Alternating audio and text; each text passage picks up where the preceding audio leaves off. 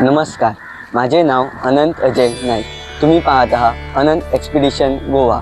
आज आपण आलो आहोत सालेगावमध्ये शर्वाणी देवीच्या मंदिरात. हे शर्वाणी देवीचे मंदिर साळगावमध्ये शर्वाणी वाड्यात आहे. तर आता आपण आतमध्ये जाऊया व देवीचे दर्शन घेऊया.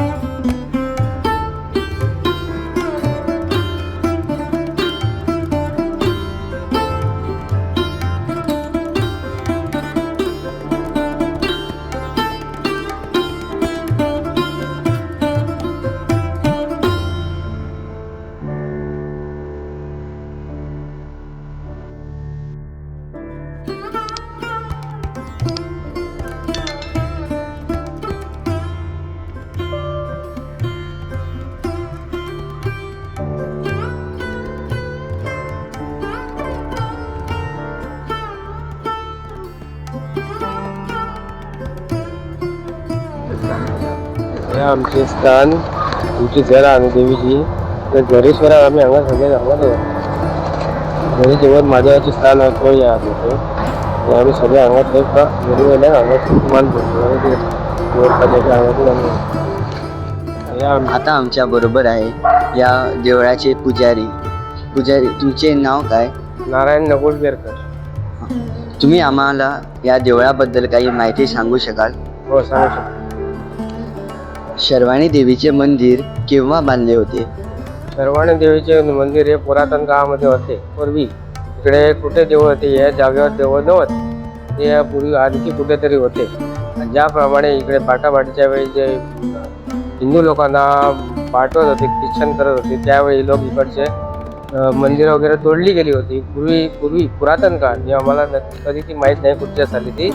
त्यानंतर इकडे या गावचे जे कोण कोण होते कुळ होती देवाची ते गाव सोडून पाहिले. त्याच्यानंतर मग इकडे कोण कोण इथे हे जे ग्रामस्थ येऊन स्थिर झाले इकडे. त्यांच्यानी मग माझ्यापूर्वी जो पुजारी होता त्या पुजारीच्या वडिलांना इकडे भास झाला की मी इकडे तुमची कोणते आहे, मी इथे आहे, माझी जोपासना करा. त्यावेळी त्याने सर्वांनाच आमच्या पूर्वजांना सांगितलं आपण इकडे असं असं झालं, मला भास झाला, स्वप्न झालं. त्यावेळी त्यांनी सर्वांना सांगितलं. त्यांनी असं केलं. मग त्यांनी एक दत्तात्रयाचा फोटो करून ते इकडे जवळपास इकडे एक झोपडी बांधली. त्या झोपडीत ते गुरुवारचे भजन करायचे. त्याचा पुजाऱ्याचा वडील तिकडे भजन करायचा, ज्या करायचा. नंतर मग तिथं जो ओनर होता तो ख्रिश्चन ओनर होता, त्यांनी ते काढायला सांगितलं. नंतर मग दुसऱ्याकडे झोपडी घातली. तिथं तो ख्रिश्चन आला, ओनर आला, त्याने काढायला सांगितले. आणि तिसऱ्या जागेवर इथं ती येऊन स्थिर झाली. आणि त्या प्रॉपर्टीचा जो मालक होता ख्रिश्चन त्याने इकडे येऊन सांगितलं तुमच्या हिंदू लोकांचं काय आहे ते या माझ्या जागेत करा. इकडे झोपडी घातली. आणि जवळजवळ 1942 मध्ये हे देवळ लहानसं देवळ छोटंसं बांधलं होतं. नंतर मग डॉक्टर विल्फ्रेड डिसोजाने पूर्ण देवळ बांधून आम्हाला डोनेट. कधी आणि कुठे साल आहे त्याच्यात तिकडे लिहिले आहे, ते तुम्ही घेऊ शकता. तर देवीची जत्रा कधी असते? देवीची जत्रा ही देवस्थान करत नाही, असा एक इकडचा एक घराणा आहे. स्वीकार ते लोक करतात. त्यासाठी त्यांची जी पूजा असते ती त्यांची फिक्स जत्रा आहे. या जत्रेला अशी तिथी वगैरे काही नाही. जत्रा देवस्थान करत नाही. ही जत्रा जानेवारीची 25 तारीख असते आणि 26 तारीख सुट्टी म्हणून त्याने फिक्स ठेवली आहे 25 जानेवारीला. देवीचा वाढदिवस असतो तो तेव्हा देवीचा वाढदिवस असतो जास्त करून फेब्रुवारी महिन्यामध्ये. तो भंडारी पौर्णिमा असते ना, त्याच्या आदल्या दिवस देवीचा वाढदिवस असतो. त्याच्यानंतर 2 नाटकं असतात. वाढदिवसाच्या आदल्या दिवशी पालखी असते. तुम्हाला आलेले काही अनुभव तुम्ही सांगू शकाल का? मला खूप झाले अनुभव, खूप साक्षात्कार झाला इकडे. आणि जे ज्याचं कोणाचं सांगणं बोलणं केलं त्याचं काम झालं ते मला येऊन सांगून गेल्यात. म्हणजे खूप लोकांना गुण पडते. जर भक्तांना इथे दर्शनासाठी यावं असेल तर त्या भक्तांनी यावं असेल तर जास्त करून 10च्या नंतर यायचं सकाळी.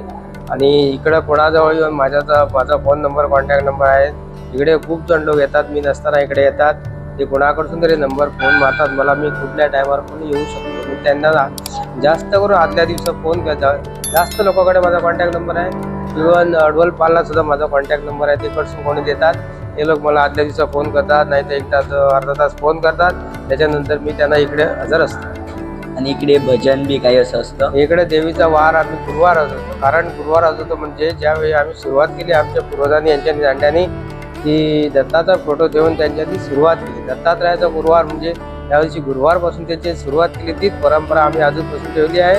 गुरुवारचे ज्या प्रत्येक घरामध्ये वार दिला जातो त्या दिवशी त्याचा खर्च असतो. संध्याकाळी मग भजन आरती असतं, प्रसाद वगैरे वाटतात. खूप लोक असतात. 150-200 लोक असतात.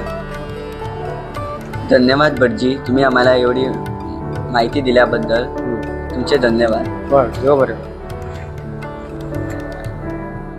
आता आमच्या बरोबर या मंदिराची लोकेशन तुम्हाला कमेंट बॉक्समध्ये मिळणार. जर तुम्हाला हा व्हिडिओ आवडला असेल तर तुम्ही या व्हिडिओला नक्की लाईक करा व दुसऱ्यांकडे पोहोचवण्यासाठी हा व्हिडिओ जास्तीत जास्त शेअर करा.